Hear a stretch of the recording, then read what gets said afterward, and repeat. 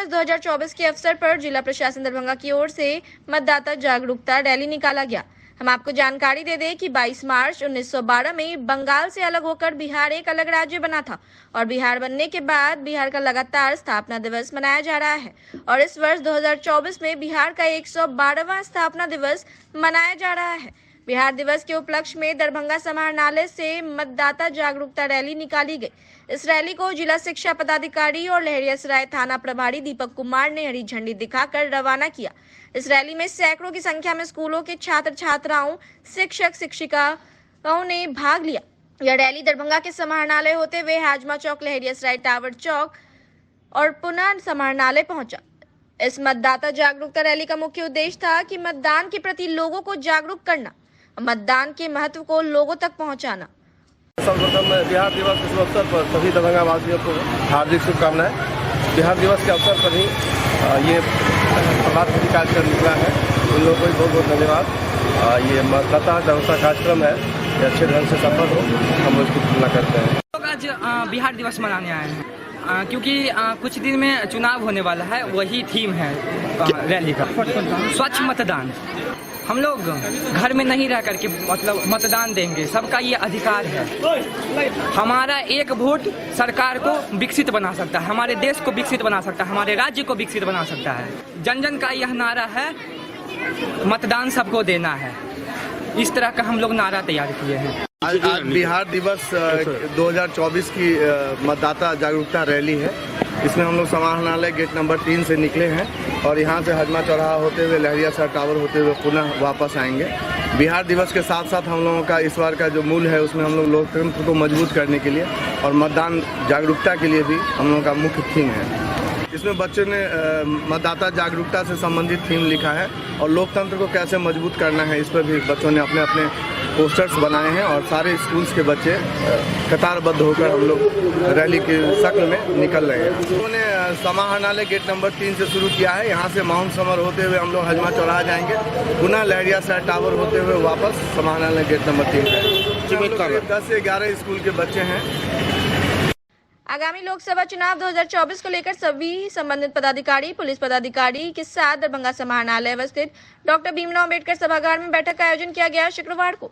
वहीं आयोजित बैठक में कई संबंधित पदाधिकारी ने चुनाव से संबंधित कई महत्वपूर्ण बातों की जानकारी दी और आयोजित बैठक में दरभंगा के उप विकास आयुक्त चित्रगुप्त कुमार ने भी चुनाव संबंधित कई महत्वपूर्ण बातों पर चर्चा करते हुए कई दिशा निर्देश दिए और चुनाव से संबंधित तमाम जो भी आवश्यक कार्य है उसे जल्द से जल्द पूरा करने को कहा।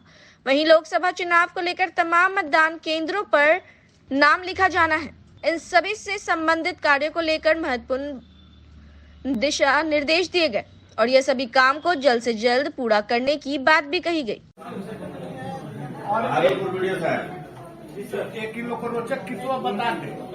देखिए, आप लोग को कितना बता रहे हैं, हमें जो अभी डीडीसी हैं वो एसडीओ थे वहाँ, और हमारे यहाँ हुआ कि तुम लोग दिखा दो इनको वल्नरेबिलिटी को। तो आज यहाँ फोटो का ऑप्शन आता है, तो आप फोटो क्लिक करते हैं तो उस व्यक्ति के व्हाट्सएप वो शेयर हो गया। वैसे ही उस मतदान केंद्र को आप खोलिएगा और बेसिक मिनिमम फैसिलिटी जो है उसको खोल करके आप जो जो चीज का फोटो डालिएगा सारा हो जाएगा। ये बहुत बड़ा और एग्जॉस्टिव ये ऐप होगा। उस मतदान केंद्र से संबंधित सारी सूचनाएं उसमें डाली हुई रहेंगी। उस मतदान केंद्र से संबंधित वोटर लिस्ट उसमें रहेगा, पूरा मतदाता सूची का डिटेल रहेगा, आता है मिनिमम फैसिलिटी का डिटेल रहेगा, रूट चार्ट रहेगा, ऑनलाइन रहेगा, सब कुछ गूगल मैप की तरह रहेगा। जैसे क्लिक कीजिएगा आपको रास्ता बताएगा। तो इसके लिए मानसिक रूप से आप लोग तैयार हो जाएंगे। कल हो सकता है कि इसका लाइव डिमोन्स्ट्रेशन वो जो कंपनी डिजाइन कर रही है कल लाइव डिमोन्स्ट्रेशन दे देगा। उसके बाद आप लोग को ऊपर जवाब नहीं पड़ेगी कि अभी से लाइव। उसके लिए सबसे पहला आपका फोटो क्या होगा, मतदान केंद्र के भवन का फोटो। तो मतदान केंद्र का फोटो और उसमें वो नाम लिखा होना चाहिए, मतदान केंद्र का नाम होना चाहिए। दूसरा है जो वॉल राइटिंग करवाना, वो अब आप लोग करवा लीजिए। एक वेंडर सुरेश बाबू जो स्कूल में नहीं है, स्कूल वाला मतदान के तो शिक्षा विभाग नाम लिखवा लेगा, रिपेयरिंग करवा लेगा। अगर सामुदायिक भवन में है या किसी अन्य पुस्तकालय भवन में है, नलकूप भवन में है, जीर्ण हालत में और वहां पर मतदान नहीं हो सकता है तो उसको मनरेगा से रिपेयरिंग करवाना है। तो आप हमको लिस्ट दे दीजिए और अपने पीओ से मिल करके उस भवन को रिपेयरिंग करा करके मतदान कराने योग्य बना लीजिए। ये चिट्ठी आप लोग को दिया गया है और अगर इसके बाद भी अगर ये होता है हम आपके पीओ साहब एक आपके आप हो गया तो ये देख लीजिए। और it is my request to all videos 100% booth का खुद भौतिक सत्यापन कर लीजिए, नहीं तो मुसीबत में पड़ जाइएगा। 100% बूथ का भौतिक सत्यापन कर लीजिए। जो भी कहा जा रहा है कि नाम सही ढंग से लिखा हुआ है, साइनेज लिखा जा रहा है, आप बिल्कुल खुद की जैसा काम कीजिए। आप लोग पूरा रिस्पॉन्सिबिलिटी ये जितना होगा प्लानिंग का आप ही लोग ऊपर लगेगा। कमरा भी वही होना चाहिए जिसमें वोट पड़ता है।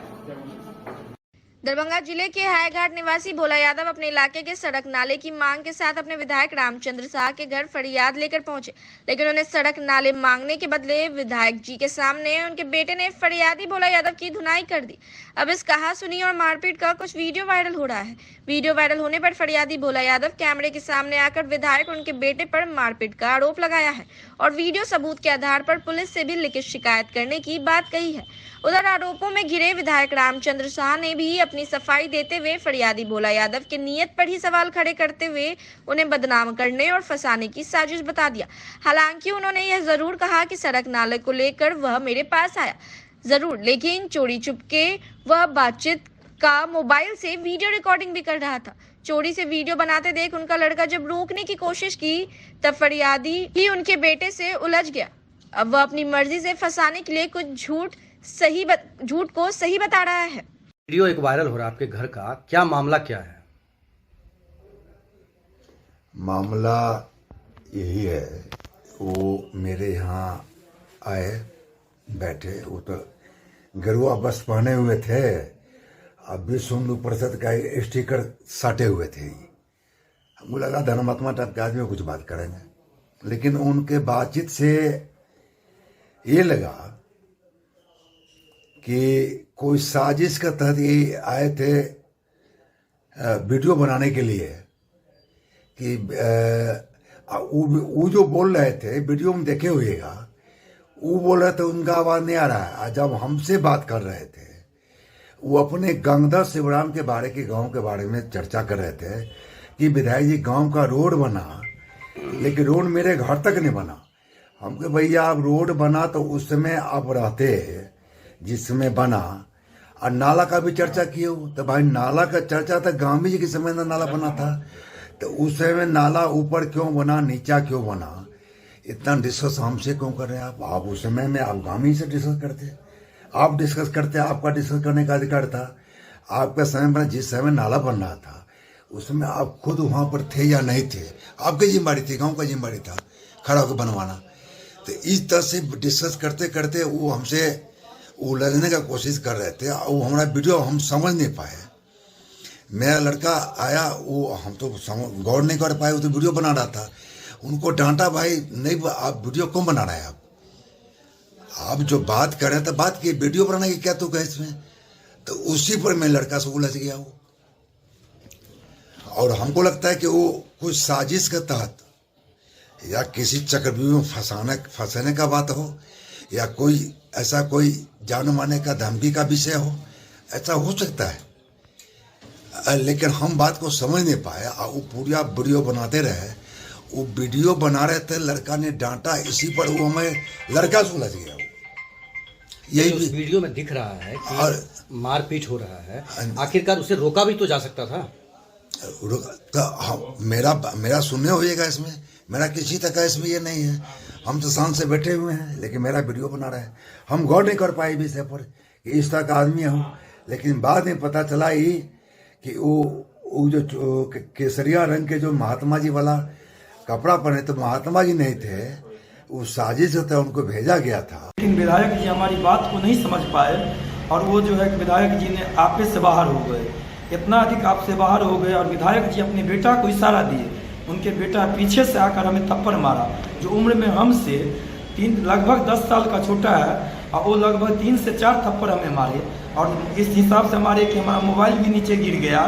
मोबाइल गिरने के बाद जब वो मोबाइल उठाए उसके बाद जाके हम उनको बोले भी कि आप हमें जो थप्पड़ मार रहे हैं ये एक हायाघाट विधायक के नाते आपका स्थिति बहुत खराब हो जाएगा। ये आम जनता का अपमान है। आप जनता के साथ इस तरह का बदतमीजी करते हैं, ये अपमान करते हैं अपने दरवाजे पर बुलाकर। आपको नहीं काम करना था, आपने बोलते हम नहीं करेंगे, लेकिन आप थप्पड़ क्यों चलाए? ये पूरे हायाघाट विधानसभा के लोगों का अपमान किए हैं। अब मारने वाला कौन कौन था? अब यहाँ के जनता जानेंगे कि क्या इनका इंसाफ होगा। मारने वाला कौन कौन? मारने वाला विधायक का बेटा था और विधायक के इशारे पर मारा था। नाम? उनका नाम हम नहीं जानते, विधायक का ही बेटा था। हम उनके यहाँ पहले बार आए ही थे, इसलिए हम उनके बेटा को या किसी को हम ये नहीं जानते हैं। उनके चेहरा से देख रहे हैं को लड़का है, उसको देखने पर हम कभी कहेंगे यही लड़का था।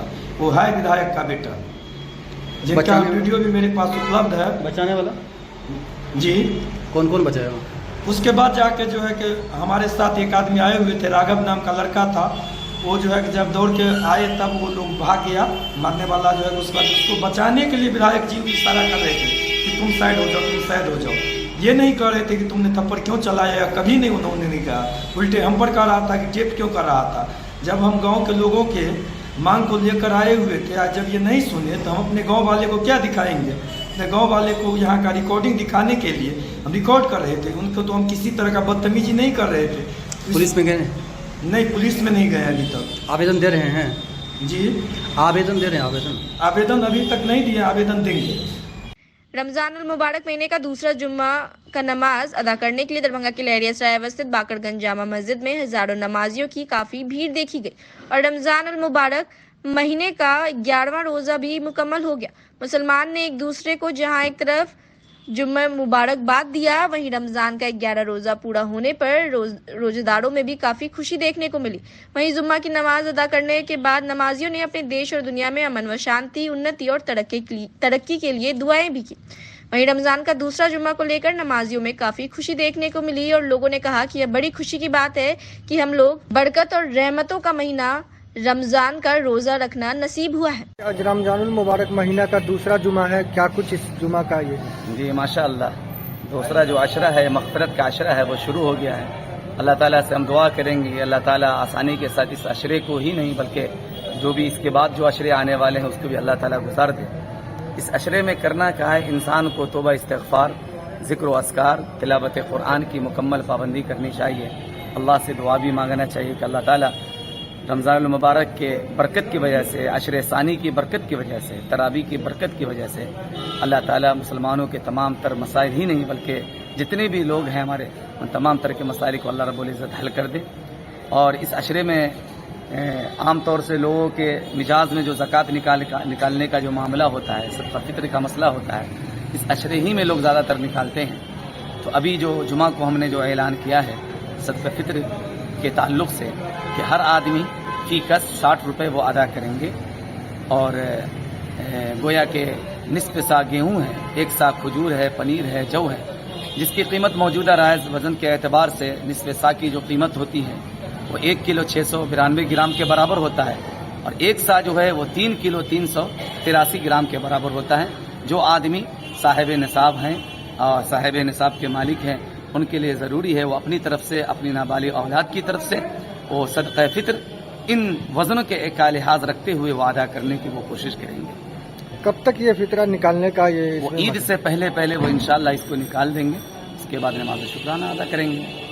रमजान का महीना चल रहा है, कई लोग ऐसे भी हैं मुसलमान जो कि वे कहते हैं कि दिक्कत होता है, कमजोरी होता है, रोजा जानबूझ के सारे लोग ये हैं जो कहते हैं मेहनत और मुशक्क़त की वजह से कि हमसे रोज़ा रखना पार नहीं होता है। हालांकि ये शरई उज़्र नहीं है। शरीयत ने जो रुख्सत दिया है वो मुसाफिर और मरीज़ के लिए दिया है। मरीज़ हालत मर्ज़ में रोज़ा नहीं रखेंगे, मुसाफिर हालत सफ़र में रोज़ा नहीं रखेंगे, जब बाद में उसकी वो क़ज़ा करेंगे। लेकिन अगर मुसाफिर सफ़र की हालत में रहने के बावजूद अगर वो रोज़ा रखते हैं तो उनके लिए रोज़ा रखना अफजल है। अगर नहीं रखते हैं तो वो गुनहगार भी नहीं होंगे। जानबूझ के मिसाल के रोज़ा नहीं रखते हैं तो उनके लिए क़ज़ा कफ़ारा दोनों है। क़ज़ा का मतलब ये हो गया कि वो मुसलसल 2 महीने लगातार रोज़ा रखेंगे, इस एतबार से कि दरमियान में ईदैन या दूसरे अय्याम ना आए जिसमें रोज़ा रखना ममनू है। और इसी तरह कफ़ारा वो अदा करेंगे कि वो 60 मिस्कीन को वो खाना खिलाएंगे। 60 मिस्कीन को खाना खिलाना जो दरमियानी खाना है वो 2 वक्त का खाना खिलाएंगे, भरपेट खाना खिलाएंगे। और अगर कोई इंसान रोजा रखने के बावजूद भूल कर खा लिया, पी लिया और ये सोचा कि अब मेरा रोजा टूट गया, फिर दोबारा उसने खा लिया है, तो ऐसी सूरत में वो शख्स पर कज़ा नहीं है, वो कज़ा है, कफ़ारा उस पर वाजिब नहीं है। अशरे ऊला रहमत का था, गुजर गया। अशरे सानी मग़फ़िरत का जो चल रहा है, अब इसके बाद अशरे आखिर हैं जो इत्क़ुम मिनन नीरान है, यानी जहन्नम से आज़ादी है। इंशाअल्लाह सब लोग जहन्नम से पनाह मांगेंगे उस अशरे में। अल्लाह ताला से दुआ करेंगे कि अल्लाह ताला हम तमाम को तमाम तर अशरों में मुकम्मल इबादत करने की तौफीक नसीब फरमाए। रमजान का दूसरा जुमा है, बहुत खुशी है। जो है हम लोग बड़ी मस्जिद बाकरगंज जुमा मस्जिद में जो है नमाज अदा किया है। संख्या में जो है हजारों की संख्या में जो है बहुत मंजिला मस्जिद है, पूरा भरा हुआ था, बहुत अच्छा लग रहा है, खुशी की बात। सबसे आज पहले बता दूं कि आज रमजान का दूसरा जुमा ही है और दूसरी खुशी ये है कि आज रमजान के दूसरा जुमा के साथ साथ रमजान का दूसरा अशरा भी है, इसलिए आज बहुत खुशी है और सारे मोमिनों में ये खुशी की लहर है, जिसका नज़ारा आपको देखने में भी नजर आएगा। अभी आज जुमा मस्जिद लहरिया सराय में देख लीजिए किस तरह भीड़ उभर रही है। ये सिर्फ रमजान के दूसरे जुमा की नहीं, रमजान के दूसरे अशरा की भी खुशी है। आज 11 रोजा मुकम्मल हुई, यहाँ हजारों से ज्यादा संख्या में लोग आते हैं बाकरगंज जमा मस्जिद। यहाँ सिर्फ मार्केट के ही लोग नहीं, यहाँ आस पास से और दूर दराज से भी मोहल्ले के लोग भी आते हैं यहाँ नमाज अदा करने के लिए।